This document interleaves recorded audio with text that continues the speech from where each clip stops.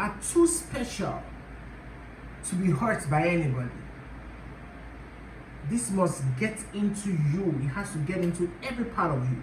You are a prime example of God's creation. The best example of God's creation. Remember, we are answering the question, who are you? Who are you? You see, who are you? You know, sometimes the things that are done to us by people who are not as close to us don't really move us.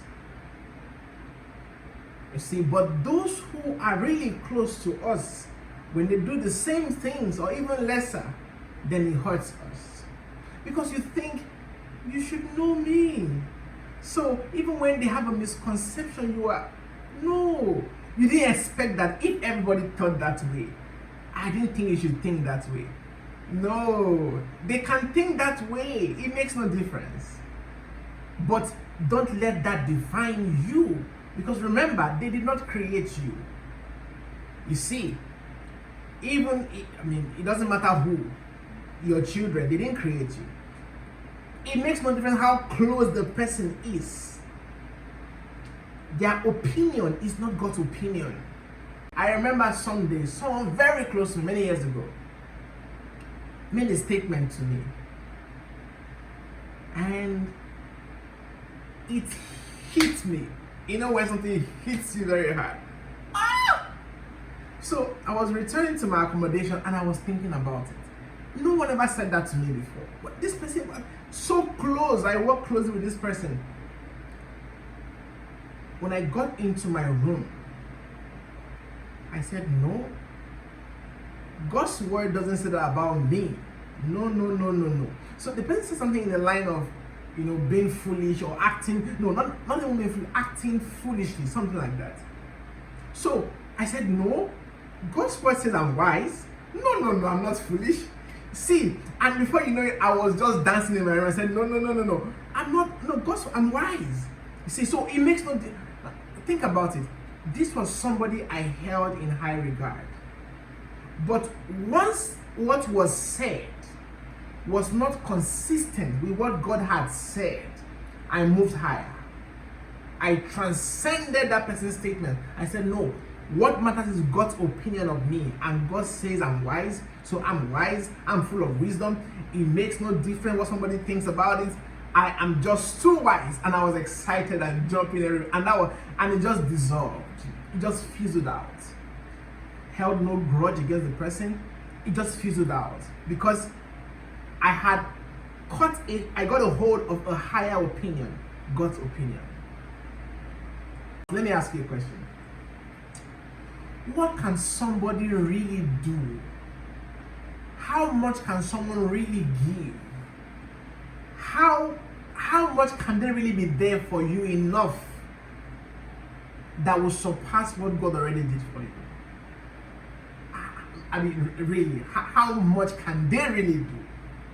You see, it makes, no matter how much they do, it cannot be enough. It can't match up with what God already did. What God did is superior in quantity, in quality. It outclasses what anybody could ever think of doing for you in any way. Think about it. When you are sleeping, who can really be there for you?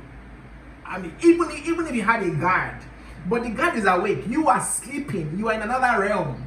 Who can really be there for you at that time? So I'm trying to say that humans in their best form are still so limited. You see, they are still so limited. So why not take the higher one that's already there for you? So when he fails, when she fails, when he falls short, when she falls short, when they fall short, God doesn't fall short. So you just say, oh, thank God I have God, right? So they fell short, but God is always there. Because you think to yourself, you just say, imagine they fell short and there was no God. So you say, Father, thank you for you're always there, even though they have fallen short, but he never falls short. There are people who try to guard themselves, but in the natural, and it doesn't work. So you see, there are those who put off this, strong, either strong guy or strong girl look, because they don't want anyone to cross their space. So they have this, in quotes, pseudo protections. Those ones don't work, because then you meet somebody who comes and he understands that this is the pseudo protection, and he appeals to your pseudo protection, and then you let the person in, and then they shatter it, and they'll say, oh, we're back to this point again. You see. So you guard these ones. I'm telling you, they are the real protections. With these ones, nothing can come in. No, you're just in your world. You see, your peace, absolute peace. God thinks you should have first place. Do you know there are those who try to make us second place? Either with their selfishness, you see, they try to make us second place. And then, what's the natural reaction? We feel bad about it. But you tell yourself, God made me first place. You see, I would explain this. Let nobody intimidate you. And I don't mean physical intimidation or outward intimidation. I know from the outside, you won't let anybody intimidate you. But I'm saying on the inside, you see, you are first class, and you deserve nothing but the best. See, when you have this mindset, anything short of the best, you let go.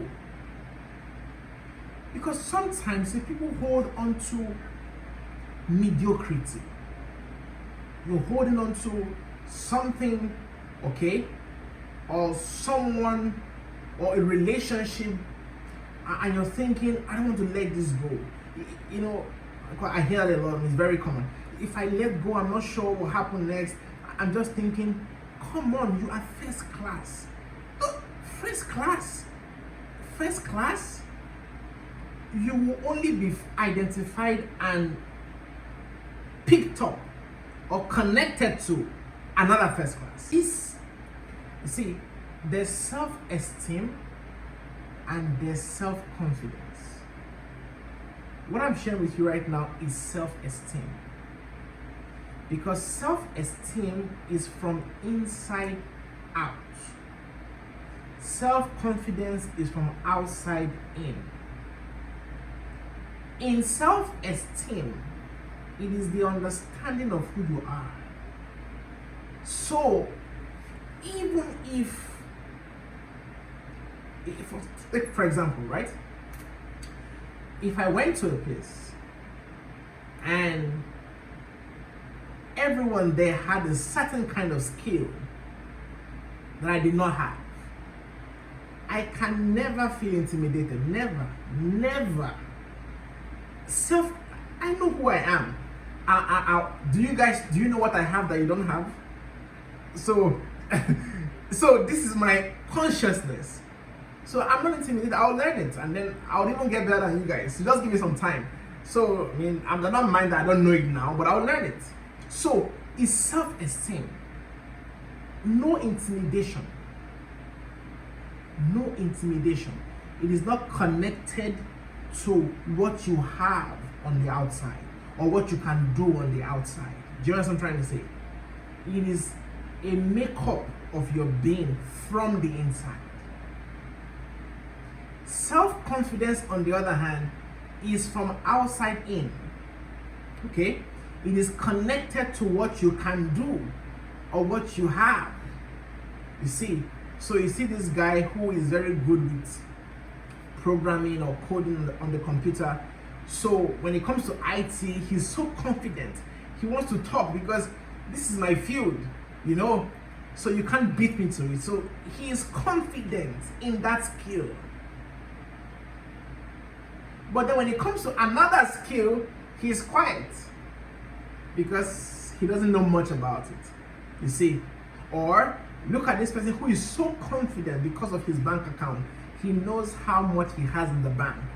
So if you talk anyhow, he'll tell you, I will put you in prison. He doesn't talk about the court of law because he knows his money can do that.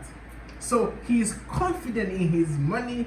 Some are confident in their influence. So there are different things people are confident in, but it's all superficial. It's all from outside. If you remove those things, they are exposed.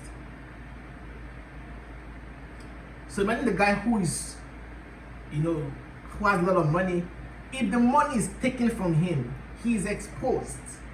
So it was all about the money. That's not what you need. You need self-esteem. That even if everything is taken away from you, you can reproduce it. That's what you want.